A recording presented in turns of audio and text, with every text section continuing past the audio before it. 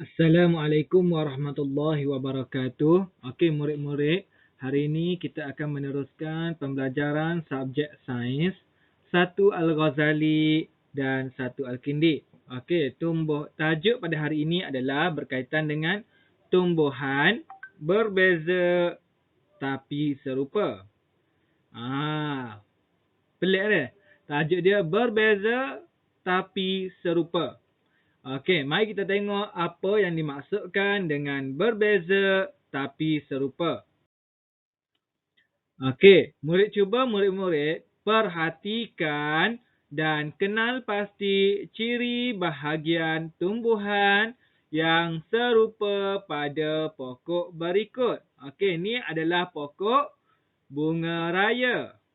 Ini adalah pokok bunga ros. Samakah kedua-dua pokok ni? Berbeza dah. Pokok ni tak sama langsung. Ni pokok bunga ros. Ni pokok bunga raya. Tetapi dia ada ciri bahagian tumbuhan yang serupa. Ciri bahagian tumbuhan yang serupa ada pada tumbuhan pokok bunga raya dan pokok bunga ros. Okey, mari kita tengok apa ciri bahagian tumbuhan yang serupa pada pokok berikut. Okey, yang pertama adalah kedua-dua pokok bunga raya dan pokok bunga ros, kedua-duanya berbunga. Kedua-duanya berbunga. Okey, ciri yang kedua adalah urat daun jejala. Urat daun jejala. Okey, cuba murid-murid tengok dekat pokok bunga ros, tengok daun dia. Tengok pokok bunga raya. Daun dia supaya muallim ayat sama-sama ada. Ia ada tengah mula-mula. Lepas tu ada kiri kanan ni. Ni orang panggil daun jejala. Okey. Kedua-dua pokok ini mempunyai urat daun jejala. Okey, ciri yang ketiga adalah batang berkayu. Batang berkayu. Okey. Kalau murid-murid ada pokok bunga raya ataupun pokok bunga ros dekat rumah, okey, murid-murid boleh tengok batang dia. Batang dia adalah batang berkayu. Dia berbeza dengan pokok betik. Kalau murid ada pokok betik, cuba tengok. Pokok betik, batang dia bukan berkayu. Dia berbeza dah. Batang berkayu ni dia kerah sikit. Murid boleh tengoklah kalau ada dekat rumah ni pokok bunga raya dengan pokok bunga ros. Okey, ciri yang keempat adalah akar tunjang. Akar tunjang. Macam mana ni akar tunjang ni murid-murid? Akar tunjang ni dia ada besar dulu straight ni. Lepas tu baru ada kiri kanan dia dah. Itu adalah akar tunjang. Okey. Pokok bunga ros dan pokok bunga raya kedua-duanya mempunyai akar tunjang.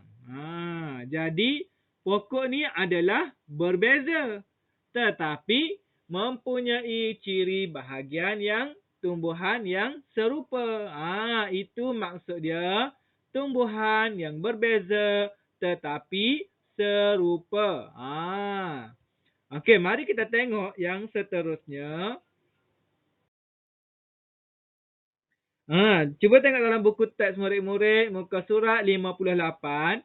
Ada tumbuhan yang berlainan mempunyai ciri bahagian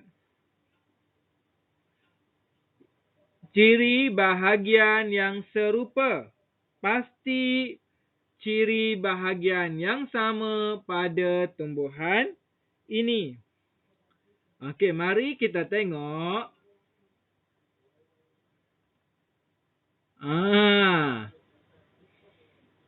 Ini adalah pokok terung. Okey. Yang kedua, pokok bunga ros. Okey, yang kedua pokok bunga ros. Yang kedua adalah pokok tomato. Okey, warna merah ni adalah pokok tomato. Okey, mari kita tengok ciri yang pertama ciri yang pertama ada pada kedua-dua pokok ini adalah berbunga. Apa maksud berbunga dekat sini? Dia akan berbuah lah. Dia akan berbuah sebab tu dia ada buah ni. Lepas tu, dia akan jadi biji benih. Okey, ciri yang kedua adalah sama juga urat daun jejala. Urat daun jejala. Urat daun jejala tadi macam Muallim terangkan dah tadi dalam slide sebelah tadi. Tengok dah. Dia ada tengah dulu. Lepas tu baru dia ada urat di sebelah kanan dan sebelah kiri dah.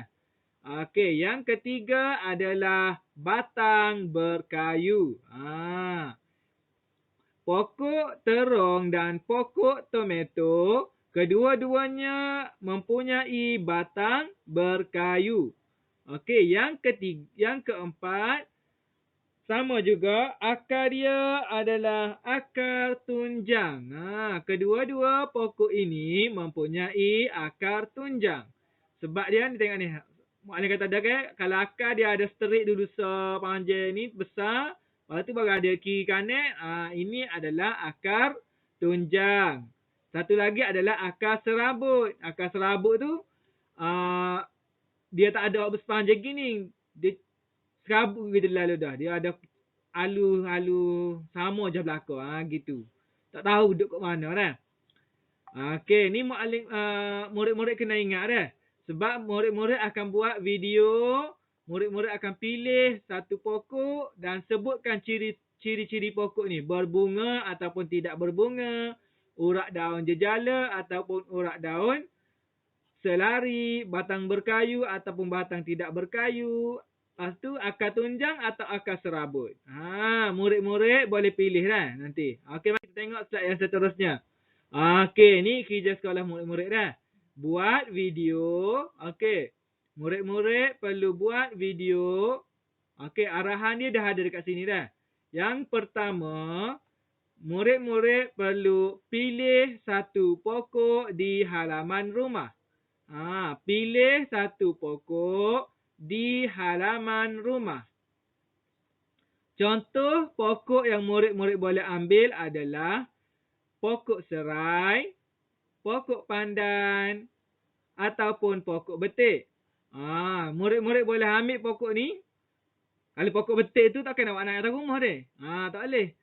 Jadi buat video tu dekat pokok betik tu lalu. Mudah.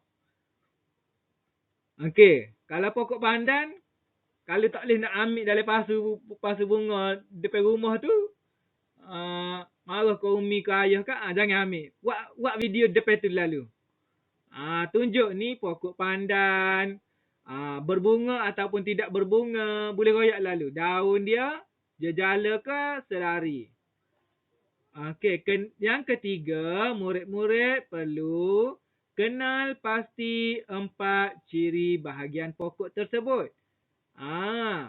Kalau murid-murid pilih pokok serai, murid-murid perlu kenal pasti pokok serai tu ada ke tak 4 ciri bahagian pokok tersebut. Okey, boleh nanti kita tengok dekat dalam video apa yang perlu murid-murid masukkan. Okey, yang keempat, boleh mula buat video. Okey, yang pertama tadi, murid-murid perlu pilih satu pokok di halaman rumah. Yang kedua, ambillah contoh pokok serai, pokok pandan, pokok betik dan sebagainya lah. Kalau ada pokok bunga raya, boleh ambil pokok bunga raya. Kalau ada pokok bunga ros, boleh ambil pokok bunga ros. Okey, kalau yang ketiga, murid-murid kena kenal pasti 4 ciri bahagian pokok tersebut. Lepas tu baru boleh mula buat video. Apa yang perlu ada dalam video murid-murid adalah yang pertama, nama dan kelas. Kalau murid-murid daripada kelas 1 Al-Ghazali, sebut nama dan kelas 1 Al-Ghazali. Okey. Lepas tu yang kedua, nama pokok yang dipilih. Murid-murid perlu sebutkan pokok yang dipilih.